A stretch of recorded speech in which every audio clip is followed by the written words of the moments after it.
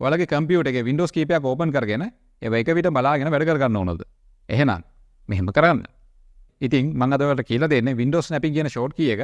ඉතින් මේ short key එකෙන් අපිට කරලා දෙන්නේ අපි ඕපන් කරන Windows අපේ screen එකේ අපිට එක විට බලා ගන්න පුළුවන් විදිහට අපිට හදලා දෙන එක.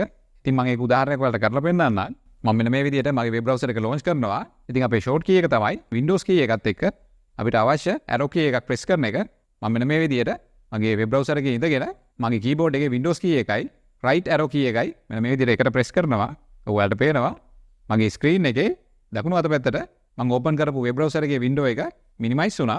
ඊට පස්සේ මම මගේ file explorer එක මෙන්න මේ විදිහට launch කරනවා. ඊට පස්සේ මම කරන්නේ මගේ keyboard එකේ window key එකයි වම් පැත්තට තියෙන left arrow key එකයි press කරන එක. ඔයාලට පේනවා මගේ screen එකේ වම් අත පැත්තට මම ඕපන් කරපු file explorer එක minimize වුණා. ඔයාලට පේනවා මගේ screen එකේ දෙපැත්තේ මගේ web browser එකත් file explorer එකත් open වෙලා තියෙනවා. ඉතින් මට පුළුවන් මේ Windows දෙකම එක විට බලා ගන්න. මම තව උදාහරණයක් පෙන්නන්නම්. මම මෙන්න මේ විදිහට මගේ Word application එක launch කරනවා.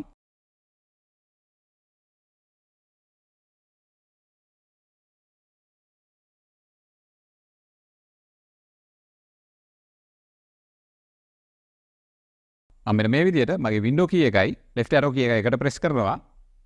ඔයාලට පේනවා මගේ Word application එක මෙන්න මේ විදිහට screen එකේ වම් පැත්තට ගියා. ඉතින් මෙන්න මේ විදිහට ඔයාලට පුළුවන් ඔයාලට අවශ්‍ය විදිහට window key එකයි අවශ්‍ය arrow key එකක් press කරලා ඔයාලට එක විට බලා ගන්න ඕන Windows ටික ඔයාලගේ screen එකේ arrange කරගන්න.